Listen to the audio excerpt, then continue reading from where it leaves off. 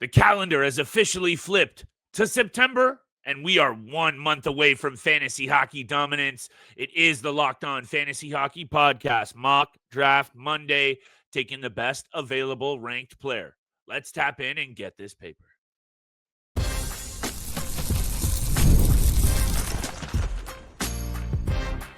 You're Locked On Fantasy Hockey, your daily podcast on fantasy hockey. Part of the Locked On Podcast Network, your team every day.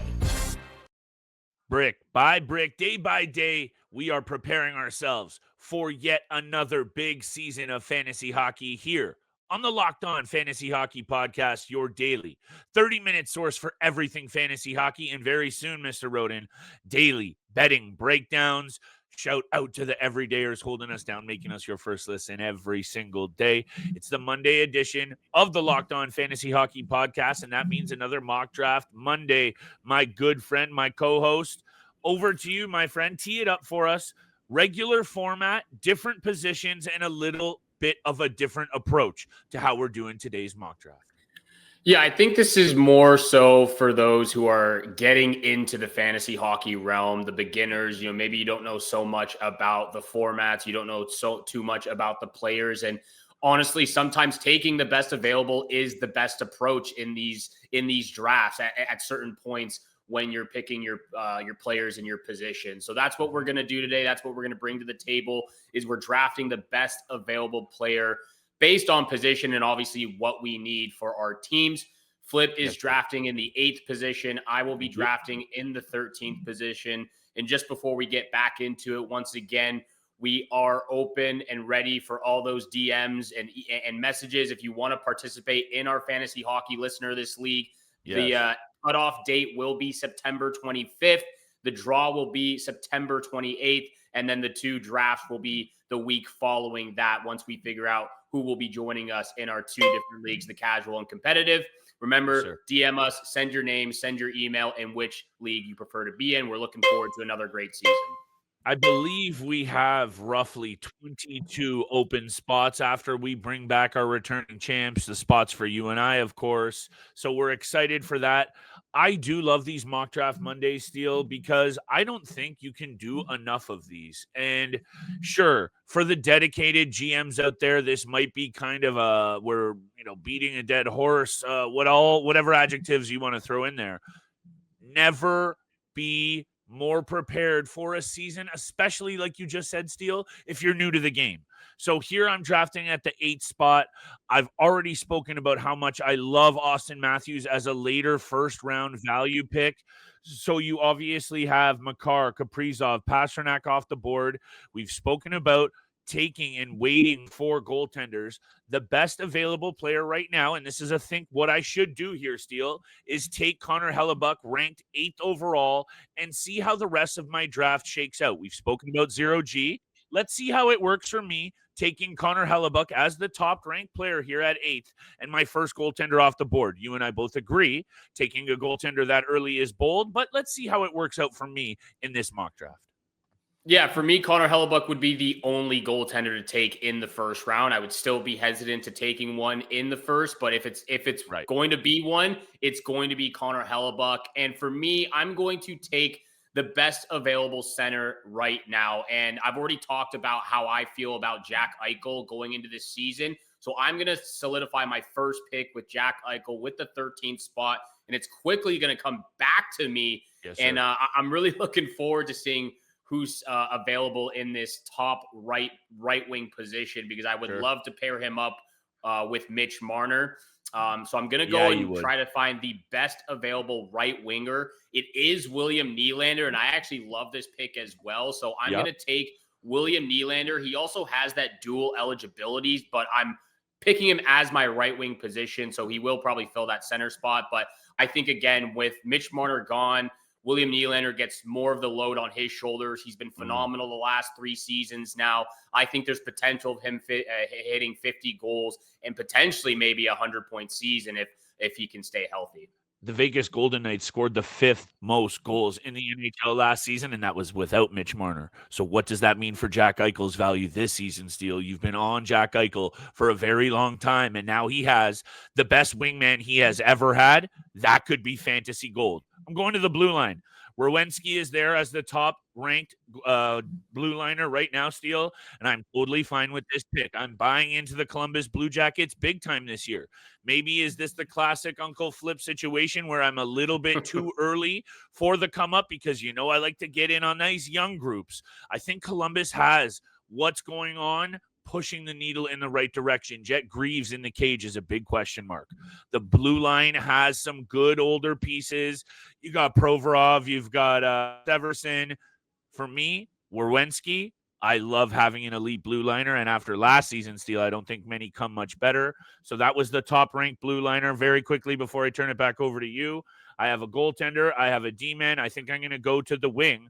And the top-ranked winger, I'm going to look at the right side. We got Robertson, Ovechkin, Tage Thompson.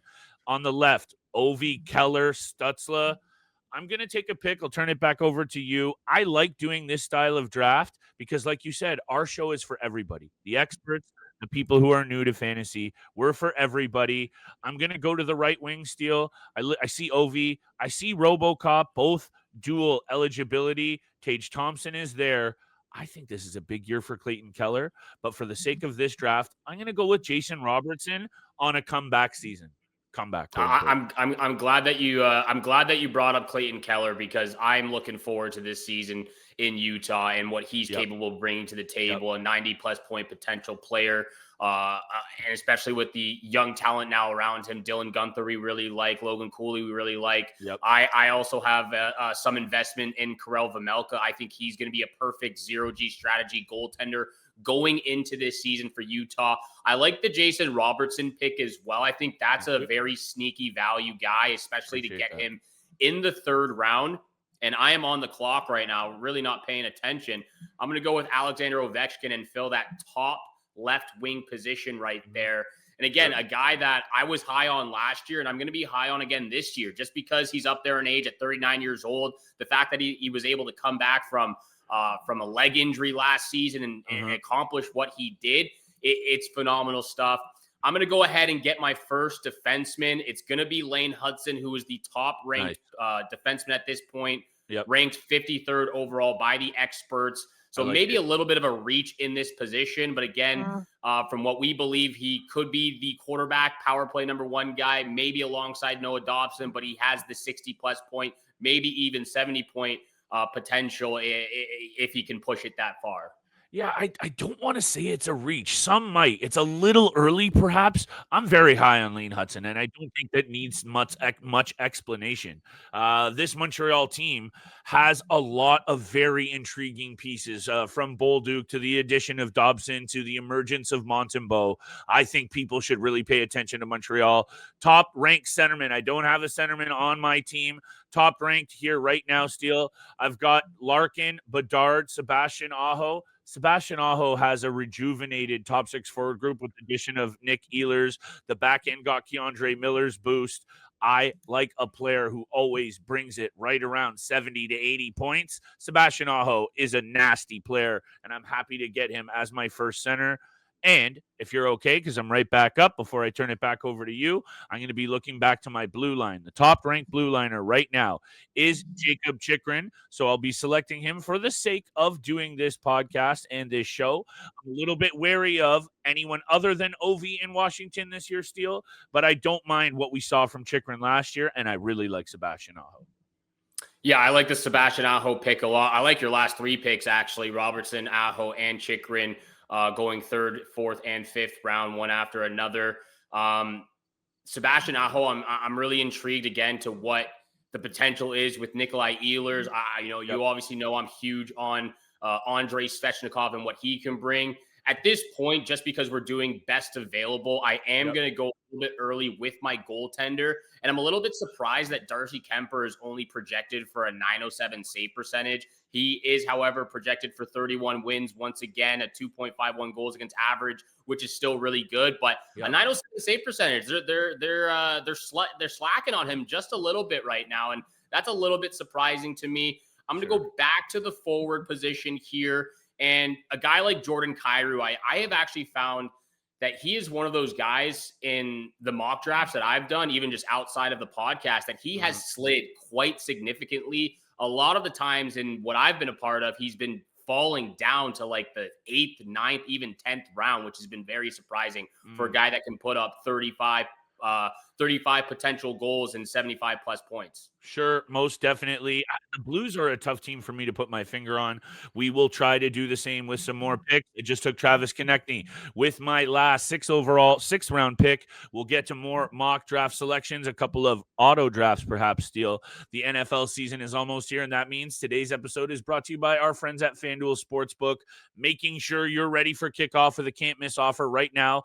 New customers get that bonus of a $5 wager that you put down and hit. You get 300 back in bonus bets. We're loving the in-play, the live game parlays, and, of course, the future bets on FanDuel.ca and the FanDuel app. If you're ready to play, download the app today. Visit FanDuel.com to get started. That's FanDuel.com to place your first $5 bet. And thank you so much once again for making the Locked On Fantasy Hockey Podcast your first listen every single day. Once again, we have a very important request. Locked On wants to hear from you. We've put together a survey to learn more about our listeners and make your favorite podcast even better. This is your chance to tell us what you like, what you don't like, and answer any questions about advertising. Go to lockedonpodcast.com/survey to get started.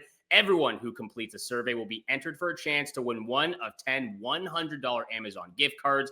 Again, that's lockedonpodcast.com/survey. You can also find the link in the show notes. Thank you so much for helping us out. It's back to me here. I'm going to go back to the blue line and try to solidify this. Currently, the top-ranked defenseman is actually Vince Dunn.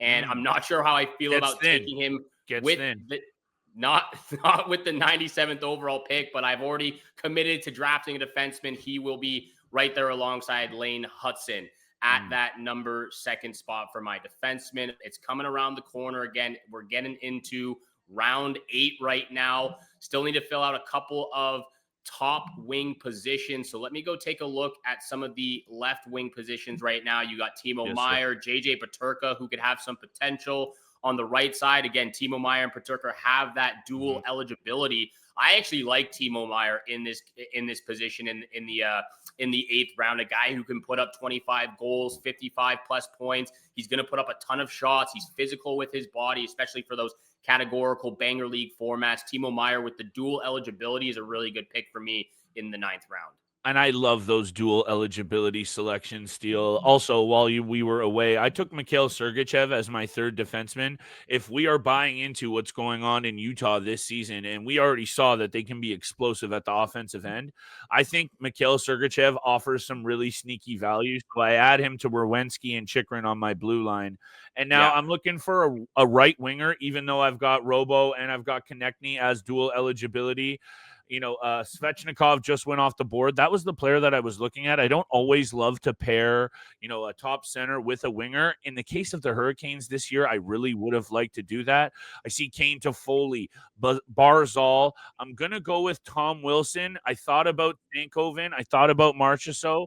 I think there is still value here in banger leagues with Tom Wilson. He overachieved last year. I said I wanted to stay away from Washington Capitals, but if this guy even brings a shred of what he does on the regular basis last year when he was healthy, I could get lucky. I wouldn't have done that, honestly, Steele, if we weren't doing the top ranked and I needed another winger. I would have stayed away from Tom Wilson, but that's the case, and that's the angles we want to bring up for you guys. Understand as much as you possibly can. Take our opinions, compare it with your statistics. I'm not buying into the Caps. I had to do it for the sake of this angle. Tom Wilson can bring a ton of peripheral love. I'm done hedging. That's what I had to say, Steele. Back over to you.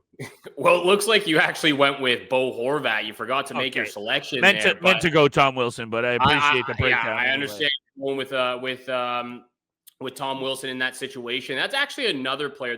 When I've done some of these mock drafts just by myself, the same names keep coming up who are really sliding down the board. Nazem Kadri's been one. Bo Horvat's been another one as well, just because based on how people are viewing the New York Islanders.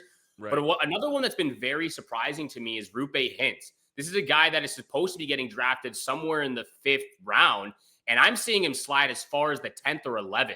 Yeah. So those are names that are jumping out to me right now, and those are definitely some value picks. If they continue to slide down that board, jump on guys like Nazem Kadri, Bo Horvat, and Rupe Hint, who are still available and are later in your draft. I'm going to go back to the right wing position and fill that spot up beautifully. You got Logan Stankoven. You got Jonathan Marchessault. However, Stankoven is the highest ranked by the experts right here. This is a player that you talked about just a few episodes ago and what his potential can bring, what he can bring to this Carolina Hurricanes team as one of those breakout second-year players. 100%. And I hate to just repeat what I think about what's going on in Carolina, but what we've seen on the ice should speak for itself.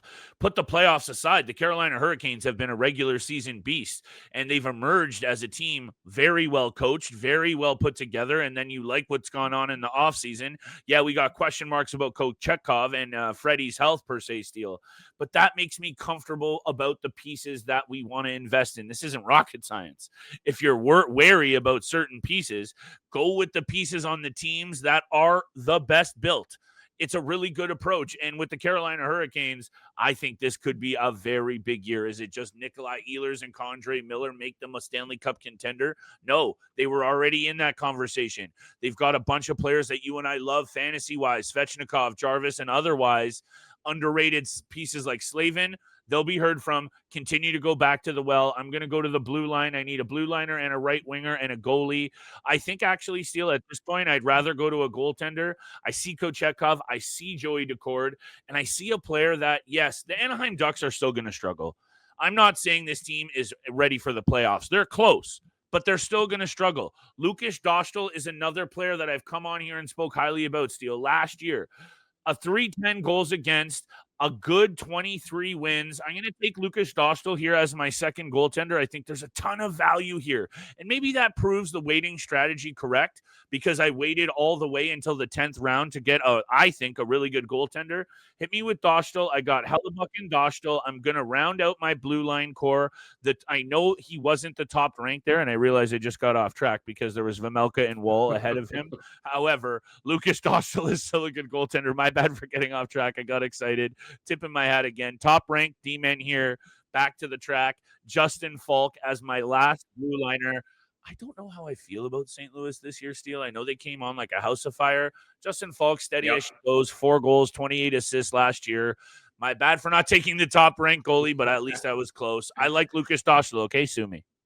No, completely fine. I got to start filling out my defensive core as well. There's not a lot of options here left, so I got to go with Rasmus Andersson of the Calgary Flames. My pick before that, I went with Sam Montembeault, who was the top-ranked goaltender. Okay, I think that is going to be a very, very value pick for me. And I like Sam Montembeault and how this Montreal Canadiens team is really coming into shape right now. So I pair him up with Darcy Kemper. I really like that a lot. I'm going to take my last defensive player as well, which will be Philip Ronek, who has some power, who has some ability to bring some offensive prowl to this Vancouver team. So it's not just on Quinn Hughes all the time, a guy that, peripherally doesn't jump off the page with the shots. He brings some hits, gets some blocks, but he's not going to be one of your top defensemen, obviously. Is somewhere in this 12th, 13th round, maybe even letting him slide even later. But we're taking the best available players here. Philip Ronek filled out my last D spot. Yeah, and I think the Vancouver Canucks might be a little bit better than a lot of people are leading on. I understand that's a tough sell. That's me personally. We don't need to get down that path today, Steele. I'm going to the right wing. It's my last starting spot left, aside from 4 bench spots where you and I can get a little creative here. We love breaking down these end of draft angles where you can kind of get very strategic. Yes, sir. So I got Marchessault on the board as the top right winger. When I see Velarde, Barzal, and even a player like Owen Tippett, I would probably be much more inclined, if we were doing this the regular way, to go with players like that. For the sake of this year and the Nashville Predators, I would be staying away from Jonathan Marchessault. But Top-ranked right winger is Jonathan Marchessault. He comes off the board as my final forward, Steele. And now we'll round out our teams with bench spots. I believe I'm the next up. And now I'm just going to go with the top ranked, regardless of position, and fill the bench out. Patrick Kane is the next top-ranked player on the board at 140th, according to this Yahoo pre-draft breakdown. Patty Kane last year, still 21 goals, 38 assists. Yep. There's still some left in the tank here for Patrick Kane. Yes, there is. And when we come back after the break, we're going to break down the last 4 remaining spots on our mock draft and then analyze our team and how we feel about taking the best available player. All of that more coming up next on the Locked On Fantasy Hockey Podcast.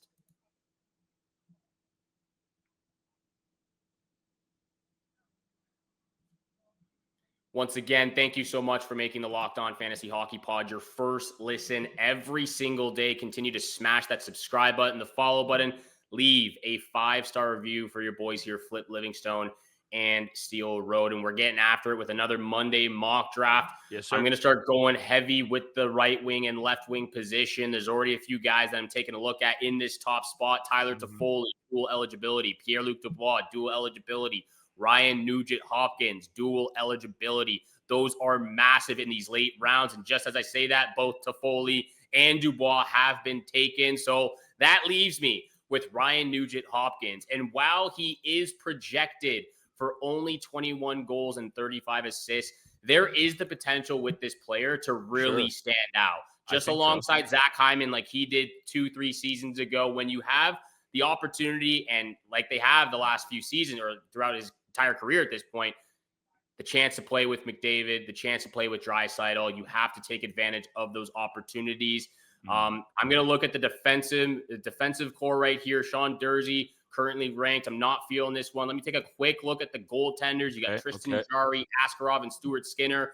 Not feeling those either. However, Jonathan Huberdeau here at the top spot. He's going to go on to my bench right here as my second bench player. Also got the dual eligibility. Hopefully he can have a little bit more of a bounce back from what we saw this last year. Even though it was a really good season, hopefully he can provide a little bit more up front and help Nazem Kadri and help this Calgary team kind of find their place in the Pacific Division. Calgary might be a seriously overlooked club this year, Steele. Like Dustin Wolf. Wolf is for real. We like some of these pieces in the forward group that I think we touched on the other day on the come up, Coronado and otherwise. I wouldn't sleep on this team, Steele. And speaking of which, I see Dylan Cousins here, and in banger leagues, this isn't the format, but in banger leagues, Dylan Cousins came over to Ottawa and he hit the doors off of everything. He plays in the top 6. I'm going to take Dylan Cousins as a little forward insurance here for a player that in our leagues, banger leagues, he brings a whole ton of value. And if he is the second line center in Ottawa and he is the second line power play center or second unit, that guy is going to be valuable this year, Steele. So he was right there at the top of the centermen, still left. He was actually the top-ranked player overall, still here on the board. A lot of people would go for like maybe a goaltender here, Steele. I'm going to go back to the wing.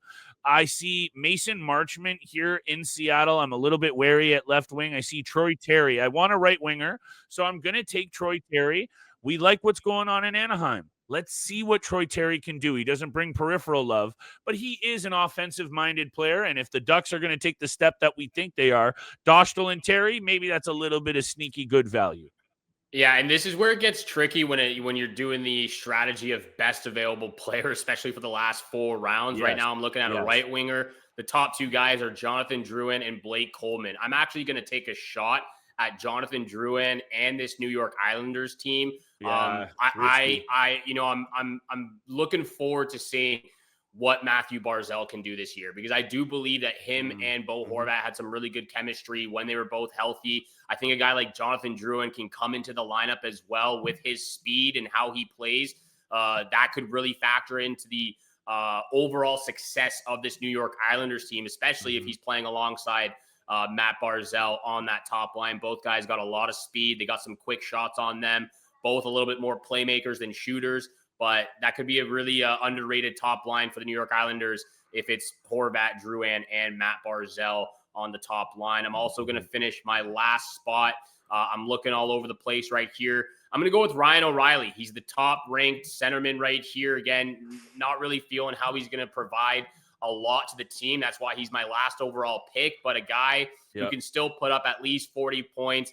Yeah, decent in the shot category, over 150 shots, and then the hits and blocks are just any bonus that you can get from this point. At this point in a draft, like if you're not taking flyers on players that you really enjoy and you've read up on and you follow and you peg for big seasons, you have to be balancing out your roster. So I have backup wingers, I have a backup center. It would only make sense that I either take a goaltender as a third stopgap insurance for an injury or poor performance, or I take a blue liner. I see Stu Skinner here, Steele, as I would be staying away from him for anything other than this exact spot. I'm going to take Stuart Skinner with my final pick because tell me if I'm crazy, there's no way they're heading into this season at least not considering it as a 50-50 split. Calvin Pickard is not the guy. Stuart Skinner hasn't exactly been the guy either, but this team is going to get a ton of wins. So as my final pick, when I have other options up there on the D side like Slavin and otherwise, I could perhaps get very lucky here with Skinner Steele when I don't have to rely on him as a number 1 or 2. Yeah. But if a guy gets hurt and Stuart Skinner's on the Edmonton Oilers, who are going to get a ton of wins in the regular season, say what you will about the postseason, Stuart Skinner here as my final draft pick, I think is very nice. Round out your team for me, how you're feeling. Throw it back over to me. I'll do the same, and we'll be back the rest of the week. Well, let's take a look at your team first, because I like it a lot more than my team. You got Aho, Horvat, Robertson, Konechny, Wilson, Marchessault, Werenski, Chychrun, Sergachev, Falk, Kane, Cousins, Terry, and then your goaltenders, Hellebuyck, Dostal, and Skinner. This is, to me, actually a really good team. Maybe you didn't mean to choose Bo Horvat, but I actually like this pick. A guy who brings still a ton of shot volume. I'm looking at your entire team. You have a lot of players that bring a ton of shot volume. You got Tom Wilson, who brings the Banger League beauty. You got Dylan Cousins, who also brings that Banger League beauty. Travis Konechny is a very underrated player, especially with where he plays in Philadelphia. I like your team a lot, actually, because you got a ringer in Connor Hellebuyck. You got a great up-and-comer in Lucas Dostal. And then you have a guy in Stuart Skinner who you took with your last pick. Yeah, security blanket, who – maybe he doesn't play well all the time, but again, with how good this Edmonton team is, he's still going to bring a lot of value to your squad. So I appreciate like that a lot. I appreciate that, pal. Over to you. Look, these mock drafts just provide insight for you guys to take a look at all of the angles that might put you in the spot to get the right player. It's not an exact science. We love the different approaches in the strategy, 0G or otherwise, but it's about being prepared, being comfortable when that ding starts ticking, Steele. It gets stressful. Over to you. How you feeling about your club? I would say this, though. You can't do enough mock drafts. You can always be over-prepared. Yeah, those late nights, staying up till 1 o'clock in the morning, just fiending for the season to start. I like half of my team. I'm not overly thrilled with how this strategy of taking the best overall player went for me. I like my first few picks in Jack Eichel, William Nylander, Alex Ovechkin, Timo Meier, and Jordan Kyrou. It got a little bit wary on me, got a little bit out to left field when I had to go with Vince Dunn. Yeah. Typically I wouldn't take Logan Stankoven in that round. And honestly, I'd probably stay away from him until it really came into a value pick situation later in the draft. Again, guys like Rasmus Anderson, Philip Ronek, basically the second ladder of this draft for me. Wasn't overly thrilled with the options I had at the top spot there, but I do really like my goaltenders. I would like to have a security blanket, a third goaltender, just in case something happens, but I think they're undervaluing what Darcy Kemper brought, because how I felt about him last season as well and what he can bring to this LA Kings team and what he did in the regular season. I also like Sam Montembeault a lot. I thought he played well in the playoffs. Yeah, I thought he played very well in the playoffs before he went down to injury. I thought, with where the team is headed and how they're projected to be this season, I like that pick a lot. And bringing in Noah Dobson as well, just to kind of get some more offensive-minded defensemen on top of that. So you have guys like Xhekaj, you have Matheson, who can be a little bit more defensive-minded and helping Sam Montembeault. Not to say that Lane Hudson and Noah Dobson can't, but that's what I feel like they brought him in for, is to help with the offensive ability. You also have Ivan Demidov for a full season now. Very intriguing things in Montreal. Demidov, healthy Kirby Dach, healthy Patrick Laine. Does that exactly mean all of those things are going to work out fantasy or otherwise? No, they don't. But they have a really good coach behind the bench. They have done some very nice things in the front office to position this team in the right. Let's be clear, Steele. In my opinion, Noah Dobson to the Montreal Canadiens for what they had to pay is the winning move of the entire offseason, especially if, 100%. Even fantasy aside, because pegging that is a little bit more tricky to say. And if it comes with the success of the team, you'll get the fantasy love. That could be massive for this team in terms of just matching up. How many teams in the NHL have a combination like Lane Hudson and Noah Dobson? I'm going to say perhaps the only one I'd be comfortable throwing out there against them, blue line for blue line, is Cale Makar and Devin Taves. Other than that, I don't really know if there's a better duo. They're young. There's a lot going down. It might be a bold statement, but make sure you get yourself a piece of the Montreal Canadiens. Montembeault or otherwise, we'll be back the rest of the week, my friends. Giddy up. Make sure you're staying tuned in all September long and for the start of the season. Bold prediction episode will be coming soon. Can't wait to see what craziness Flip and myself bring to the table. And, of course, all those big-time bets. Predictions will be happening soon. Thank you so much for making the Locked On Fantasy Hockey Podcast your first listen every single day. Continue to smash that subscribe button, the follow button, leave a 5-star review, and we'll see you back here on Wednesday. Peace.